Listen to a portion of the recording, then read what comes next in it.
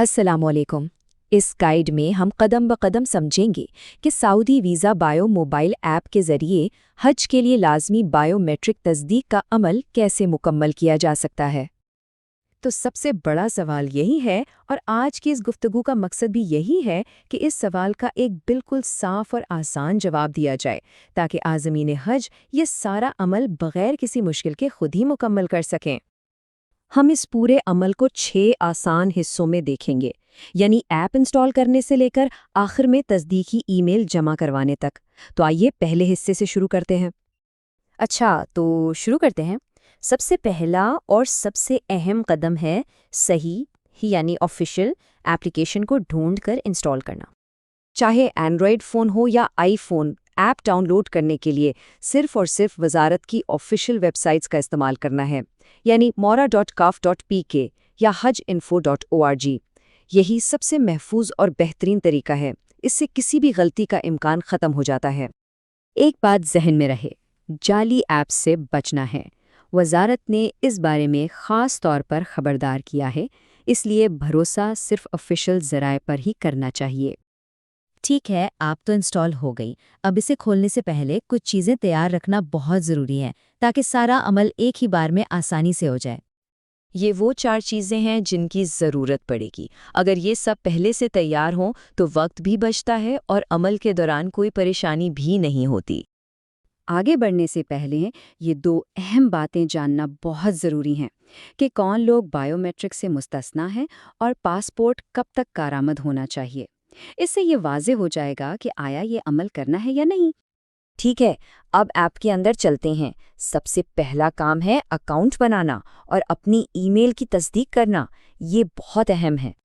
App खोलते ही ये इब्तदाई मराहिल सामने आएंगे।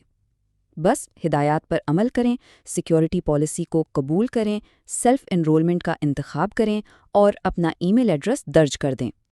इस पूरे अमल में ये सबसे नाजुक नुक्ता है।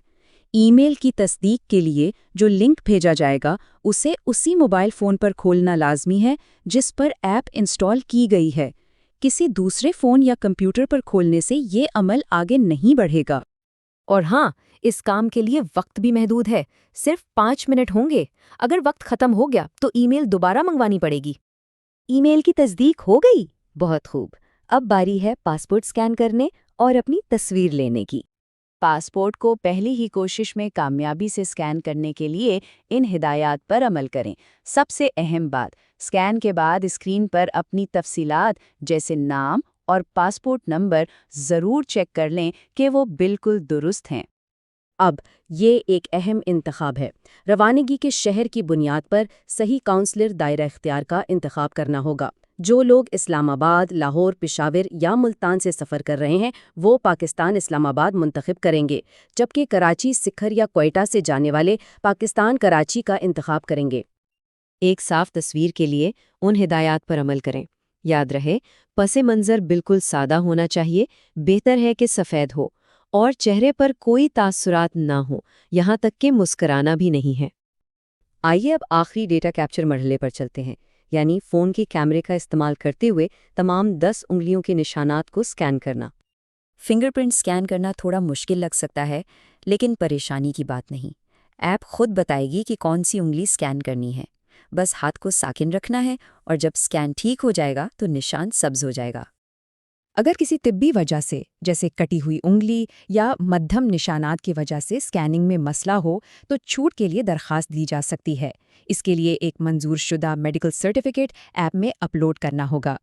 जब तमाम डेटा जमा हो जाए तो समझें हम आखिरी मराहिल पर पहुंच गए हैं। आइए देखते हैं कि अब आगे क्या करना है। जैसे ही तमाम मालूमात कामयाबी से जमा होंगी, फ़ौरन ही रजिस्टर्ड ईमेल एड्रेस पर एक तस्दीकी पैगाम मौसूल हो जाएगा। ये आखिरी और इंतहाई अहम ऑफलाइन इक़दामात हैं। तस्दीकी ईमेल को प्रिंट करके पासपोर्ट के साथ मुकर्ररा तारीख से पहले बैंक में जमा करवाना लाजमी है। जो पाकिस्तानी आज़मीन हज बैरून मुल्क मुकीम हैं, उनके लिए हिदायत थोड़ी मुख्तलिफ हैं। उन्हें बायोमेट्रिक मुकम्मल करने के बाद अपनी तस्दीकी ईमेल और पासपोर्ट की कॉपी मुतल्लिका ऑफिसर को ईमेल करनी होगी।